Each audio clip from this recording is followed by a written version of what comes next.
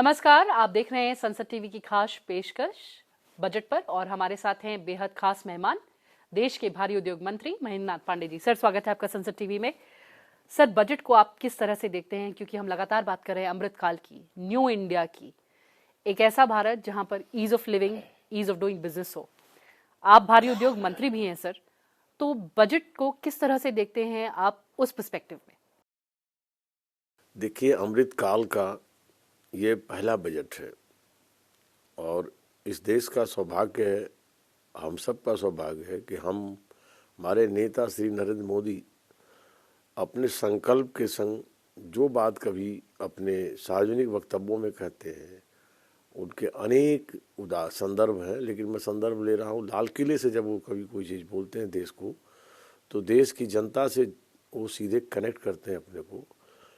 तो ये पहली बार ऐसा हुआ है पिछले 8-9 वर्षों से लगातार कि प्रधानमंत्री जी ने, मोदी जी ने लाल किले से जो बोला, दिन रात अपनी टीम को, पूरे सिस्टम को गाइडेंस देते हुए अथक परिश्रम के साथ उसको रिजल्ट ओरिएंटेड किया। चाहे वो उज्ज्वला स्कीम हो, चाहे घर घर में शौचालय बनाना हो, चाहे लोगों को आवास देना हो, ऐसे उन्होंने अगर जल जीवन मिशन डिक्लेयर किया, तो ये सब चीज़ें इसी तरह से इस बार जब लाल किले से उन्होंने संबोधन किया अमृतकाल के प्रारंभ में, तो अमृतकाल के प्रारंभ में जब संबोधन के समय उन्होंने कहा कि ये हम 2047 में भारत एक विकसित भारत के रूप में दुनिया में आए, उस हिसाब से अपनी सभी कार्य योजनाएं, नीतियाँ और निर्णय, तो उस दृष्टि से एक विकसित भारत बनाने के शानदार रोड मैप का ये बजट है। इस बजट में कितना फोकस आपके मंत्रालय पर और आगे क्या ऐसे कदम हैं जो आप उठाना चाहेंगे स्कीम्स और प्रोग्राम्स के माध्यम से? देखिए, हमारे मंत्रालय पर जो कई काम माननीय प्रधानमंत्री जी ने हमारे इस भारी उद्योग मंत्रालय को सौंपे हुए हैं, उसमें एक बड़ा महत्वपूर्ण काम है ईवी मूवमेंट को बढ़ावा देना, इलेक्ट्रिक व्हीकल्स को बढ़ावा देना।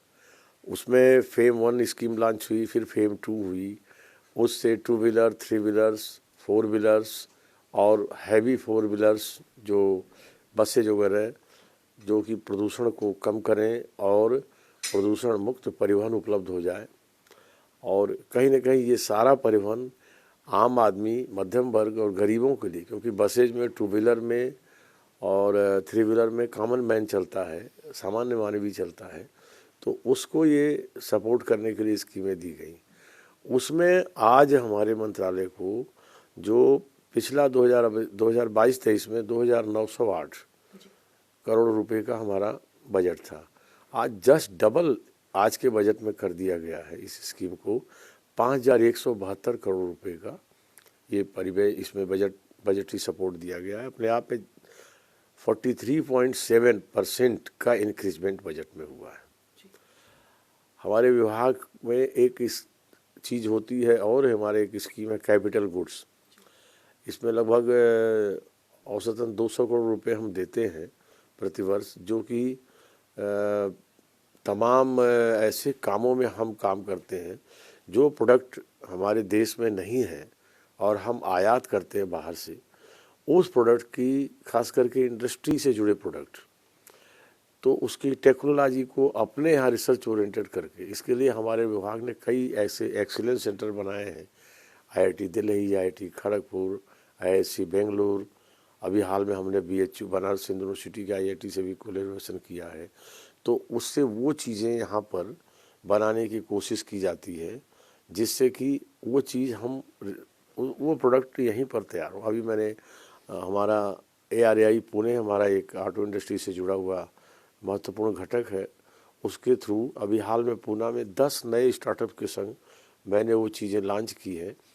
तो उनको हम ये देते हैं 200 करोड़ का उसका सपोर्ट प्रतिवर्ष मिलता है। इस बार उस बढ़ा के रिसर्च ओरिएंटेड काम है 250 करोड़, ताकि वे टेक्नोलॉजी भारत में डेवलप हो और वो हम आत्मनिर्भर भारत को बढ़ावा दे सके। हमारे विभाग को इस बजट में अच्छा सपोर्ट दिया गया है।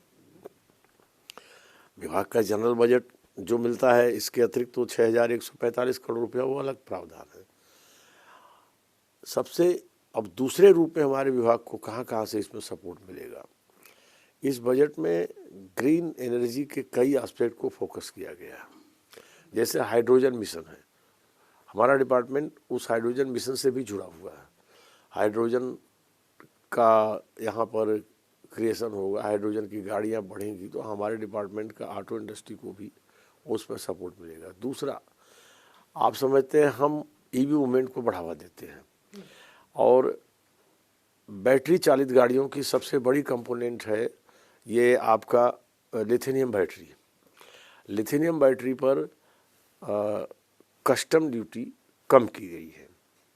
निश्चित है कस्टम ड्यूटी कम करने से वो बैटरी हमारे देश में सस्ती होगी। तो जब बैटरी सस्ती आएगी हमारे देश में, जो वैसे तो मोदी जी ने इस पर पहले से ध्यान दिया, 18,100 करोड़ की PLI लॉन्च किया। PLI पर हमारे डिपार्टमेंट ने प्रॉपर फोकस किया, समय से काम किया। आगामी कुछ ही कालखंड में भारत में स्वयं लिथियम बैटरी का प्रोडक्शन शुरू हो जाएगा और हम एक समय ऐसा भी आएगा कि हम खुद इंपोर्ट करने की जगह एक्सपोर्ट करने की भी कंडीशन में लिथियम बैटरी। लेकिन जब तक ऐसा होने की समय है तब तक हम बैटरी पर, जब लिथियम बैटरी पर कस्टम ड्यूटी कम होने से उसकी आय कम, उसकी लागत कम होगी तो ईवी गाड़ियाँ सस्ती होंगी। तो हमारे जो स्टेक होल्डर्स हैं उन तक सस्ती 2 व्हीलर, 3 व्हीलर, 4 व्हीलर और हैवी व्हीकल 4 व्हीलर उपलब्ध होगी। तो ये बहुत बड़ी एक प्रदूषण मुक्त गाड़ियों का एक क्रांतिकारी बढ़ोतरी होगी। और साथ में एक और हमारे इंडस्ट्री को आज के बजट में बड़ा भारी सपोर्ट मिला, जो स्क्रैप पॉलिसी पर जो बजटरी सपोर्ट दिया गया है। हमारा डिपार्टमेंट ऑटो इंडस्ट्री में OEM को और कंपोनेंट दोनों को सपोर्ट करता है, PLI से भी करता है, पॉलिसी से भी करता है। तो जब स्क्रैप पॉलिसी सक्सेसफुल होगी, और अब स्क्रैप में अब तक क्या था, पॉलिसी तो बनी लेकिन लगता था कि इसको बेचने पर, स्क्रैप करने पर लोहा लकड़ का दाम मिलेगा, कुछ कल पुर्जे जो पुराने उसका दाम मिलेगा।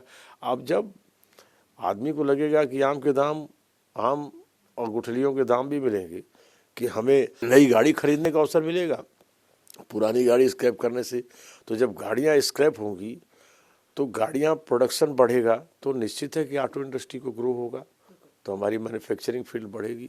तो इस तरह ये बजट बहुत ही क्रांतिकारी है ऑटो इंडस्ट्री के लिए, ईवी मूवमेंट के लिए, और हमारे देश, और ये सब चीज़ें देश के युवाओं को और हायर लेवल के लोगों को भी और कॉमन मैन को भी सपोर्ट करती है। बिल्कुल सर, आपने हमसे ये बातें कही, एक पर्सपेक्टिव दिया। बहुत बहुत धन्यवाद संसद टीवी से बात करने के लिए। कैमरा पर्सन योगेश के साथ कृति मिश्रा, संसद टीवी।